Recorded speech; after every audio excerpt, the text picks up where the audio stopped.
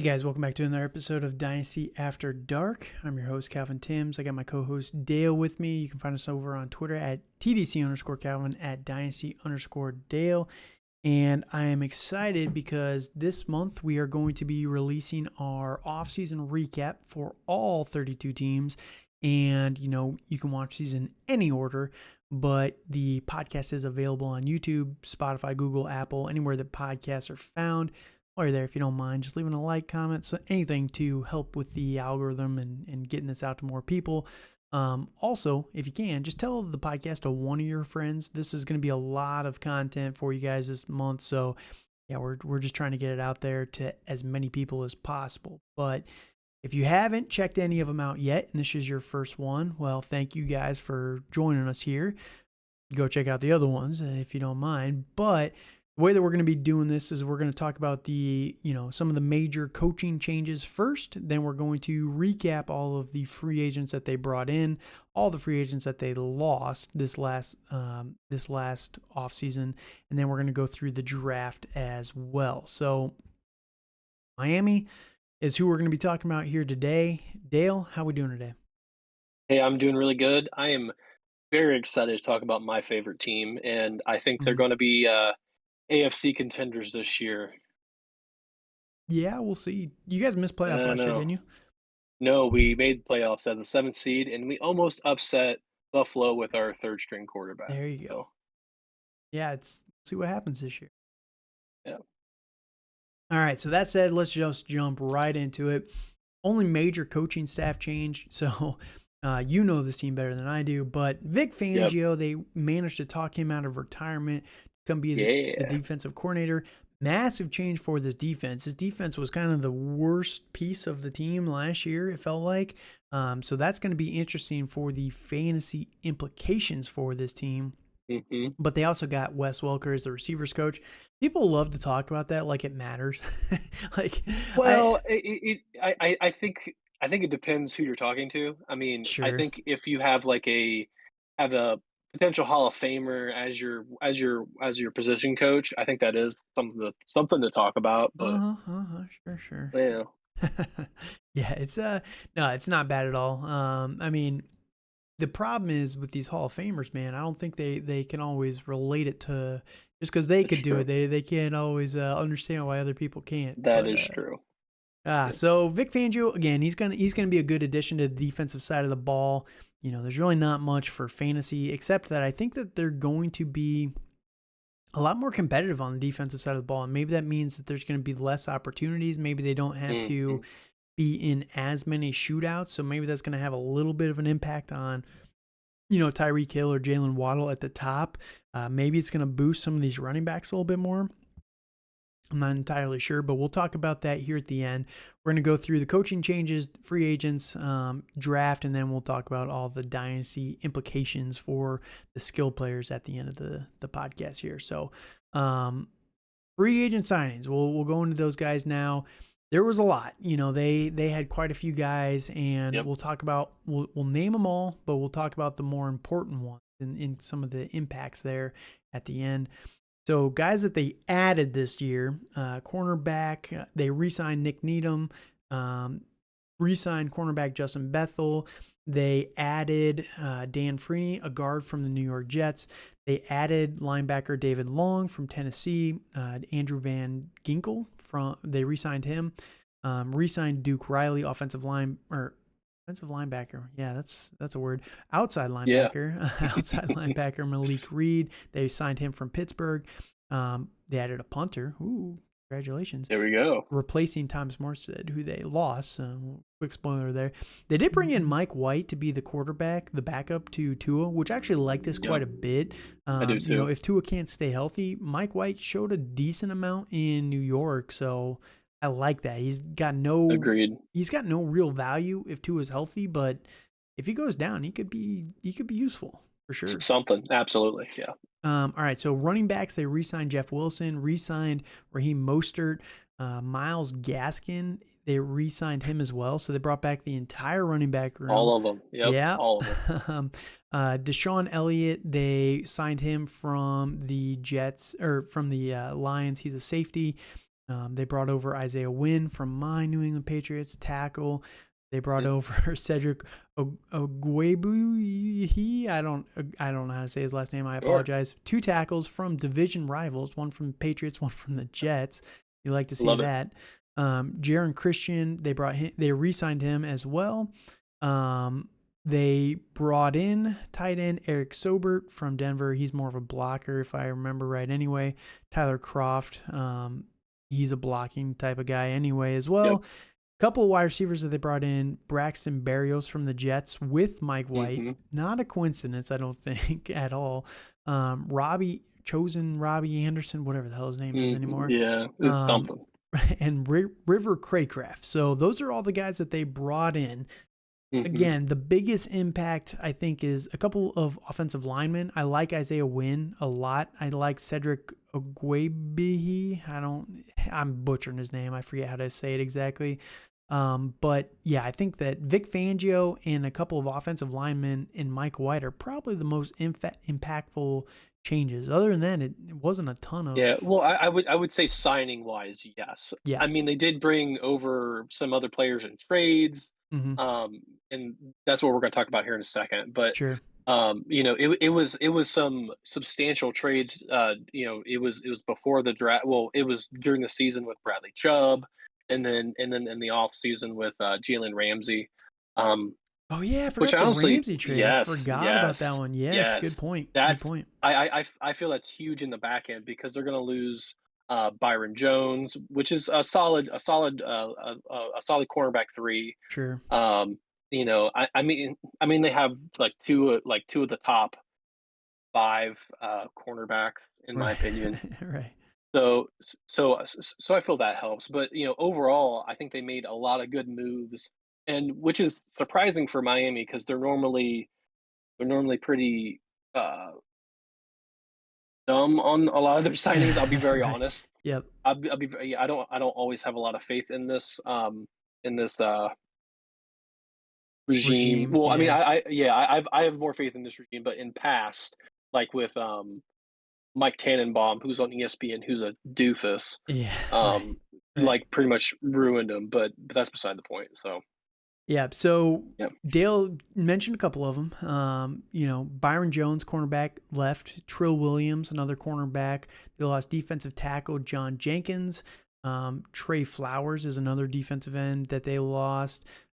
Michael Dieter is a guard that they lost. Alex Jensen. They lost linebacker Sam Webb. I'm not even going to try again. Landon Roberts. They lost quite a few players on the defensive side of the ball that are bigger names, right? Thomas Morstead, a punter. They lost Eric Fisher at left tackle. This one is a little interesting. I know yeah, he is not what he used to be, but a couple other tackles. They lost Greg Little, Brandon Shell. They lost safeties, Clayton Fagidinum. Dude, these names are ridiculous. What is this? Eric Rowe, and then a couple of tight ends in Mike Gesicki, Adam Shaheen, and Kathleen Carter. This was pretty crazy, all the tight ends that they did lose. And then yes, Trent yeah, Sherfield at wide receiver. So, big name losses on the defensive side of the ball. I think Trey Flowers, he's not the best defensive end out there, but he is a good player. Again, a lot of good defensive guys that they let go out the door. But, Trey Flowers hasn't signed with anybody, so they could always bring him back. But if Vic Fangio can get this defense rolling, I don't really think it's going to have too much impacts there. So nothing crazy except for Mike Gesicki, but it seemed like they did not want to use Mike Gesicki anyway no. in this offense. So any other names that I'm overlooking here? I would say that's it. Which I mean, I'm a little surprised that of their lack of use of Gasecki because I thought he would fit pretty well into a. I mean, I don't want to say he's a Kittle type Right. because he's not a good blocker, but I mean Sure. he's a good pass catcher, Sure. which I guess if you have track stars everywhere that can Right. catch the ball, you don't really need a big body tight end, I guess. Right. But Yeah. So, the most interesting thing, and we'll pivot quickly into the draft is they really didn't add many weapons, and they did not replace the tight end. The tight end is kind of rough right now, but they did in round 2. They traded their first round pick to Denver again for whatever was the Bradley Chubb trade. Bradley Chubb. Cam Smith, the cornerback from South Carolina, they added him in round 2. Devon Achane in the 3rd round, running back from Texas A&M. He's the short guy. Then they didn't have another pick until the 6th round, Elijah Higgins, wide receiver out of Stanford. And then offensive tackle in the 7th, Ryan Haynes out of Michigan. So not a impactful draft, only 4 picks there. A lot of names that left, a lot of names that kind of added as undrafted free agents. Nobody really noticeable. We'll see if any of these guys even make the team. But, there's always sometimes those 1 or 2 guys that are interesting that are undrafted guys. But until they start to make splashes in training camp, there's really no point mentioning them. There's so many guys here. So, all right. So that said, let's jump into the breakdown here and what we think of these players. And we'll start at the top. Tua Tagovailoa. How are we feeling about Tua going into 2023? I feel pretty decent about this year. I think his head is in the game, I guess you could say. It's for lack of a better phrase for him, but I think he's committed to this year. I know there was a lot of talks about him potentially stepping away for health reasons, but Right.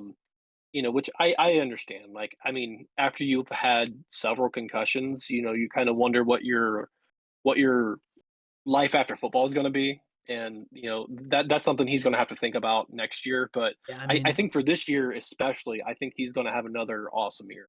yeah, it's entirely possible that he had 4 concussions last year, Yeah. and And that's yes, very, very scary. yeah, That's very scary for yep. somebody. So It is. are we feeling good about Tua? This is what scares me, and this concussion thing, Mhm. it it's entirely possible that he never has another one. I mean, if people probably don't remember. There's a lot of people out there that haven't been watching or paying that close of attention to fantasy football for long enough. But Devontae Adams, people forget that he had a scary couple of years where he was getting concussions like left, right, and center. Mhm. For I think it was like 3 seasons, he had 3 or 4 concussions. He had one every single year, and then there was one year that he had 2, if I remember right. And people were like really concerned about Devontae Adams, and this was 4 or 5 years ago now, where he hasn't had any ever since, right? So it's entirely possible Tua never has another concussion, but and with what we saw last year, it does scare me a little bit. Scary. Now the Yeah. talent is there. We saw it last year Mhm. when he's healthy and things are clicking mentally. The dude can deliver for fantasy Yep. football. Are we still believing in him? Or are you just kind of writing off, taking the risk with the reward? I think if as long as Teron Armstead is there Hmm. and is his main protector, I think he'll be fine. Um, but there were splits where like when like when Armstead was out, Miami's offense didn't run as well. Right. So I think Tua's health, I think is just much in line in his dynasty value with Teron Armstead's health.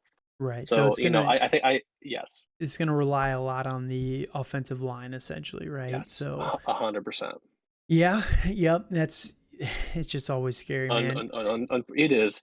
It is. And, I think with the technology that they're going to keep innovating the helmets and the rules and different stuff like Sure. that too. It's for player safety because that is a huge thing that they're going to have to look at because athletes are that much stronger and that much faster, Right. even a decade ago. So, Yeah, and the good news is if you haven't been following, Tua has been learning judo, and that sounds kind of yeah. silly, but it's all to learn how to fall a little bit cleaner. Yep. Yep. So 100%. maybe he's not going to crack his head. We'll see if it translates to the actual NFL field, whether he can kind of utilize it that way. But Mhm. yeah, there's so many times where he just got hit straight on and It's just scary. driven It's straight scary. down. Well, and So and and and it doesn't help that he's a little bit shorter quarterback right, too, so, I mean, that could all play a part into it, but I just I mean, it is important for you to learn how to fall and to fall well. Like there are quarterbacks that have really mastered that and they have really long careers. sure. An example like Aaron Rodgers, the Tom Brady's of the world, that aren't going head on into these car crashes all the time. Yep, I'm with you. So, all right, enough talk about Tua here. Let's go into Yep. these running backs, and we're going to talk about Devon Achane. He's kind of the lead back that people are excited about right now. They did re-sign Myles Gaskin, they re-signed Raheem Mostert and Jeff Wilson.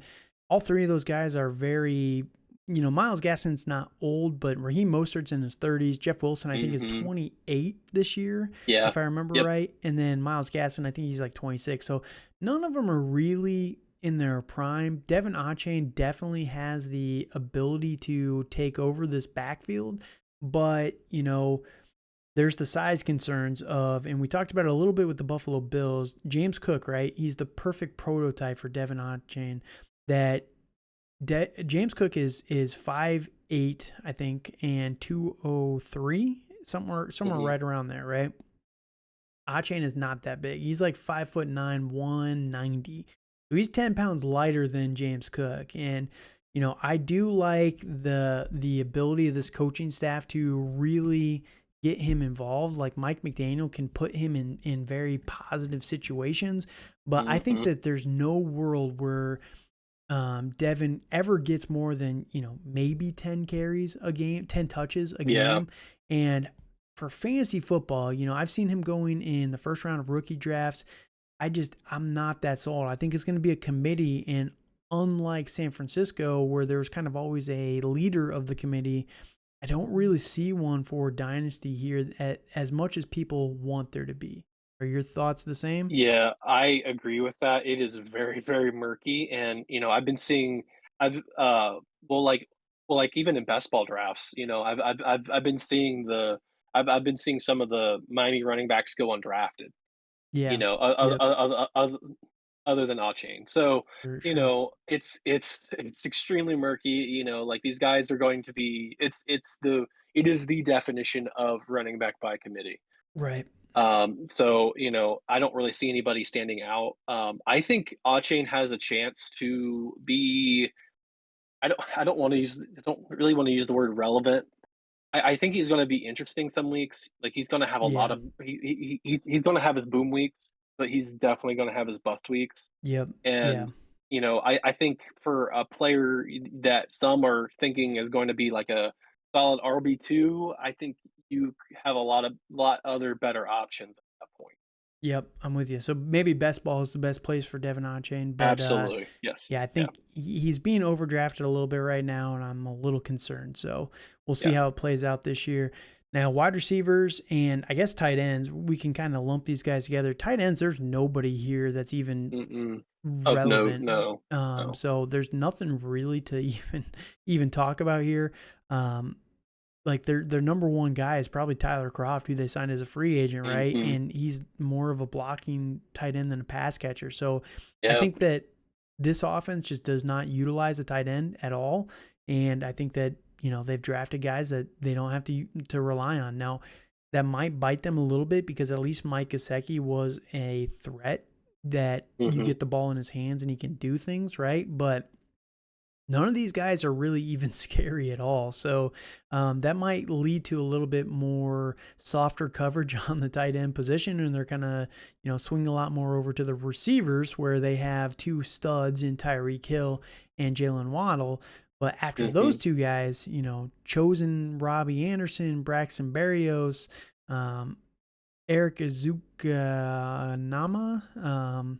There's Yeah. really nobody there that's even remotely interesting for the number 3 option. So Hmm. maybe that's where Devon Achane can see a little bit more usage Yeah. as a slot guy, but it does make me a little Well, nervous. I think Freddie Swain's interesting. Like he's from the Seattle Seahawks a couple years ago, and he was halfway relevant in some games a couple years ago Sure. with I think maybe that was one of the years that like DK just started or like right before DK Metcalf, and they just had Tyler Lockett. So Mm-hmm. he can be somewhat. I mean, he could be that slot guy if needed. But I think I'm really excited for Miami this year. I think they have a lot of weapons, Mm-hmm. a lot of fast weapons that are going to be really scary for some defenses. Sure. But I'm not sure how it's gonna. I mean, it's good for Miami weather, but I'm not sure how it's going to be in Kansas City or Cincinnati or like some of the northern cities Sure. where it's cold and that's Slows you really down a little effective. bit, right? So, Yes, yes, it does. um, It does. yeah, no, they're a good offense and they are very, very quick. So I guess for the wide receivers to wrap them up, Tyreek Hill, still a very, very good player. Yep. Jaylen Waddle, still a very, very talented Yep. player. Um, Yep. I guess just watch at the beginning of the year if someone Hmm. establishes themselves as the number 3 option, whether it is Freddie Swain, whether it's Braxton Berrios, Robbie Anderson, whoever that number 3 guy is, Cedric Wilson Jr., go and maybe go and throw an offer out for them quickly, once they've kind of established themselves of a couple games in a row of the number 3 option, because there's a lot of potential there, again, with Hmm. no tight ends that are really going to be a threat. So Miami is a very good team. Any last thoughts on them before we wrap it up? Nope. All right. That said, thank you guys for joining us again. If you can, on YouTube, Spotify, Google, wherever you're listening to podcasts, just leave a like, leave a comment, subscribe to the channel. We'd love to have you guys. We're going to be dropping content nonstop. If any breaking news comes out this off season, we're going to be releasing those in the afternoons. These are all mornings. So yeah, we're going to be nonstop content all month of July. Let us know your thoughts, and if you're liking this content or anything that you'd like to change for next year, just hit us up down below and let us know. Until next time, thank you guys so much for listening, and good night.